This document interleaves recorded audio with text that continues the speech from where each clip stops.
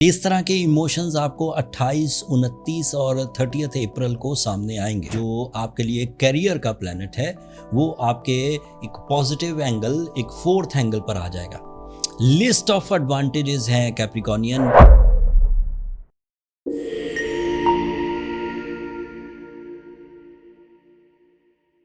अस्सलाम वालेकुम कैप्रिकॉर्नियंस, मैं हारिस अज़मी प्रोफेशनल एस्ट्रोलॉजर आपकी खिदमत में हाजिर हूँ इस हफ्ते की एस्ट्रोलॉजिकल रिसर्चेस के साथ। 28 अप्रैल से लेकर 4 मई तक जो एस्ट्रोलॉजिकल चेंजेस, जो टाइम बिहेवियर, जो निज़ाम शमसी की सपोर्ट आपको मिलेगी उसकी तशरीह इस वीडियो में बयान करता हूँ। 28 अप्रैल को पहले ही दिन हफ्ते के नया चांद हो जाएगा और ये नया चांद आपके लिए आपके 5th एंगल पर होगा। 5th एंगल पर मेरे कुलीग एस्ट्रोलॉजर्स ने चांद की बहुत सारी अहमियत बयान की, बट मैं उसकी कुछ नई चीज़ें आपके सामने रखता हूँ on the basis of my experiences. नया चांद एक साल में एक दफ़ा 3 दिनों के लिए, 2.5 दिनों के लिए 5वें एंगल पर से अपीयर होता है। इस सीज़न में गैर मामूली सेल्फ क्लैरिटी सामने आती। आपको फैसला करने में हेजिटेशन नहीं रहेगी। आपको अपनी फैमिली और उससे मुतल्लक जो वेलफेयर के प्लान्स हैं उस प्लान्स को अमली जामा पहनाने के लिए आप बहुत क्लियर, बहुत हशाश बशाश और बहुत खुश दिली से आप वो सरगर्मियाँ सरअंजाम देंगे। एक और फ़ायदा होता है, आपको अपने आप को समझने का मौका मिलता है। अपनी स्पिरिचुअल स्ट्रेंथ, अपनी साइकोलॉजिकल स्ट्रेंथ, अपनी ब्रेवरी, अपनी लीडरशिप क्वालिटी, ये नए चांद पर एक ख़ास किस्म के इमोशंस प्रोड्यूस होते हैं। एंड इस तरह के इमोशंस आपको 28, 29 और 30 अप्रैल को सामने आएंगे। जब आप इस तरह की किसी चीज़ में से इस तरह की फीलिंग में से गुजरें तो उसे अपना मेरिट समझें कि आपका म्यार ये है। अगर आप उस वक़्त किसी रिस्क को ग्रैब करने के लिए या रिस्क टेकिंग के लिए कोशिश कर रहे हैं तो कर गुजरिए। That means this is your real strength from your spiritual side. So this is a new research जो मैंने नए चांद की आपकी खिदमत में पेश की। दूसरा इवेंट 4 मई को होगा। वीनस नाम का एक प्लैनेट है जो आपके लिए करियर का प्लैनेट है, वो आपके एक पॉजिटिव एंगल, एक फोर्थ एंगल पर आ जाएगा। लिस्ट ऑफ एडवांटेजेस हैं कैप्रिकॉर्नियन वीनस के आपके फोर्थ एंगल पर अपीयर होने के लिए। ये 25 दिन का सीज़न है, ये एक साल में एक दफ़ा आपके फोर्थ एंगल पर से ट्रांजिट करता है। इस सीज़न में एक तो आप कंफर्टेबल हो जाएंगे विद ऑल योर मैटर्स, चाहे वो कानूनी मामलात हों, चाहे वो जिस्मानी मामलात हों, चाहे वो फैमिली के मामलात हों, चाहे वो बिज़नेस के। एक तो कंफर्टेबल हो जाएंगे, चीज़ें आपकी तवक्कुआत के मुताबिक चलेंगी एंड डिसीजंस भी आप अच्छे और बड़े लेंगे एंड फिर वो जैसा सोचा था वैसा वैसा होने लगेगा, तो आप कंफर्टेबल होंगे। एक तो वो। दूसरी, सुख और सुकून इस तरह से आता है कि जैसे जो गैजेट्स होते हैं ज़िंदगी के सुख के लिए, जैसे अच्छी गाड़ी, जैसे अच्छा घर, जैसे अदरवाइज़ ज़िंदगी की सहूलियात, वो सब भी मुयस्सर आएगी एंड आप उस वक़्त अगर कोई चीज़ बाय या सेल करना चाहते हैं तो कर सकते हैं 4 मई के बाद। तीसरा advantage, that is big one and important one, Venus सिर्फ वीनस नहीं है। It is not only your romance, it is not only your comfort, it is not only your attachments, but it is your material advantages.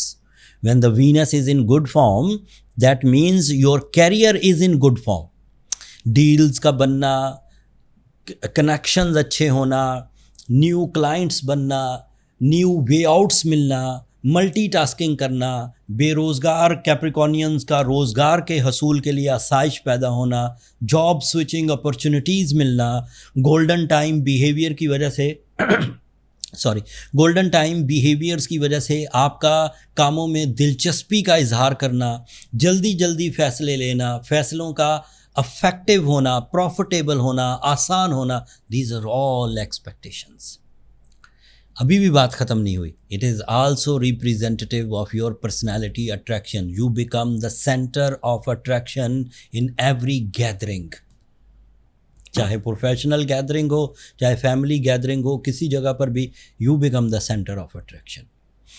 ये 2 नए events थे जो मैंने बयान किए। अब कुछ ऐसी चीज़ें जो पिछले हफ्ते से इन 2 इवेंट्स को भी सपोर्ट करेंगी, जैसे Mars is in your 8th angle, so you are candidate for the travelling, you are the candidate for the competitions, and there is a chance कि आप कंपटीशन भी जीतेंगे एंड ट्रैवलिंग भी अपने ही एजेंडा के तहत, अपने डिसिप्लिनरी कंडीशंस के तहत जब जब आपने प्लान किया है ट्रैवल कर जाएंगे। आपके लिए मरकरी भी 4th ही एंगल पर है। This is your mind skills, this is your psychological health, this is your decision power, this is your creative skills, this is your public image, this is your communication skills. So ये भी positive. सूरज भी आपके 5th angle पर है, सो this is an other positive planet जो कि आपके romance को, रिलेशनशिप्स को, लव कमिटमेंट्स को, डिसीजंस को ये भी फुलफ़िल करेगा। आपके लिए 2 लॉन्ग टर्म प्लैनेट भी इस वक्त फेवरेबल हैं। उनमें से एक है जुपिटर जो इस वक्त 6th एंगल पर है। That is positive to recover your anxiety, that is positive to recover your fears, that is positive to recover your mysteries. जिन चीज़ों को आप समझ नहीं पा रहे उन चीज़ों को आप समझ कर आगे चलेंगे। It is based on your knowledge. ये इस तरह आपको कामयाबियाँ देगा कि आपकी एक्सपीरियंसेस एंड आपके नॉलेज से डिसीजन करवाएगा और कामयाबी करवा देगा। सैटर्न आपके 3rd एंगल पर है। This is your ruling planet. Saturn तमाम ही एस्ट्रोलॉजिकल कैलकुलेशन जो मेथड मार्केट में मौजूद हैं, वैदिक, वेस्टर्न, पर्शियन, इन सब के मुताबिक सैटर्न 3rd एंगल पर काफ़ी पॉजिटिव होता है।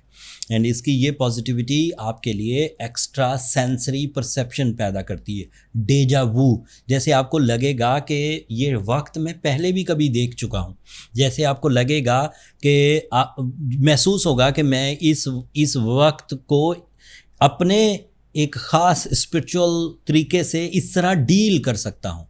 मैंने अभी कोई दाखिल होगा मेरे कमरे में और वो ये बात बोलेगा, इसे डेजा वू कॉन्सेप्ट कहते हैं। तो ये एक्सपेक्टेड होता है during the season off Saturn on 3rd angle. ऐसा 30 साल में एक दफ़ा होता है और 2.5 साल तक के लिए ये सीज़न रहता है। अभी ये सीज़न चल रहा है, जून तक चलेगा, मई तक चलेगा। लिहाजा अगर कोई चीज़ इस तरह की महसूस हो तो this is your extra skills जो ह्यूमन स्किल से एक स्टेप आगे की है, इसको भी आप इंजॉय करिए। So overall, Mars, Venus, Mercury, Sun, Moon, Jupiter and Saturn, every planet आपके लिए इस वक्त फेवरेबल है। So there is no issue जो आपको रेजिस्टेंस दे, जो आपको डिलेज की तरफ लेकर जाए, जो आपको होपलेस करे, जो आपको किसी सेंसिटिविटी की तरफ लेकर जाए। लिहाजा आप अपने कामों पर पूरी तवज्जो देकर खुले दिल से रिस्क ले सकते हैं। उसके बावजूद अगर कोई कैप्रिकॉनियन अंदर से घबराया हुआ, डर की और खौफ की आलम में है, गुस्से के आलम में है, या जज्बाती कैफियत उसके कंट्रोल में नहीं आ रही, तो वो फिर सूरह शम्स पढ़े या ब्लू सफ़ायर पहने। दोनों चीज़ें ऐसी रेमेडीज़ हैं जो आपकी नेचर को उभारती हैं, ट्यून करती हैं, पॉलिश करती हैं। सूरह शम्स पढ़ें तो 5 दफ़ा एक दिन में, एंड ब्लू सफ़ायर पहने तो 10 to 11 कैरेट पहने साउथ अफ्रीकन, और अगर श्रीलंकन पहने तो 3 to 4 कैरेट भी काफ़ी होगा। हमने श्रीलंकन ब्लू सफ़ायर्स भी और साउथ अफ्रीकन ब्लू सफ़ायर्स भी अपने प्रोफेशनल्स के थ्रू जो स्टोन आइडेंटिफाई करते हैं, स्टोन बाय करते हैं, उनके थ्रू पाकिस्तान में स्टोन मंगवा कर लिस्ट कर दिए हैं। स्टोन का लिंक, स्टोर का लिंक नीचे आ रहा होगा, आप वहाँ से बाय कर सकते हैं।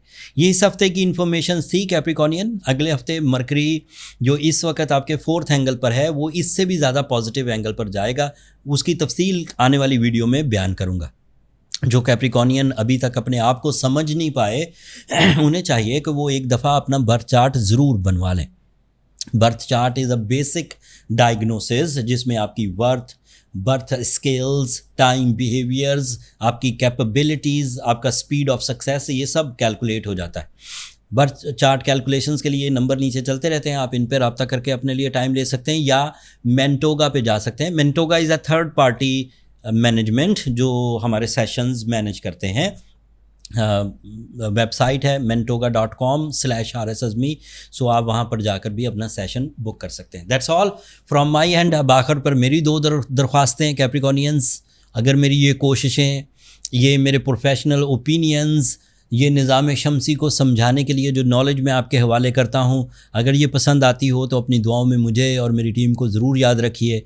चैनल को सब्सक्राइब करना मत भूलिएगा कैप्रिकॉनियंस। आप लोगों की सब्सक्रिप्शन मेरी हौसला अफजाई की वजह बनती है। अगले हफ्ते तक के लिए इजाज़त दीजिए। अल्लाह ने के बाद।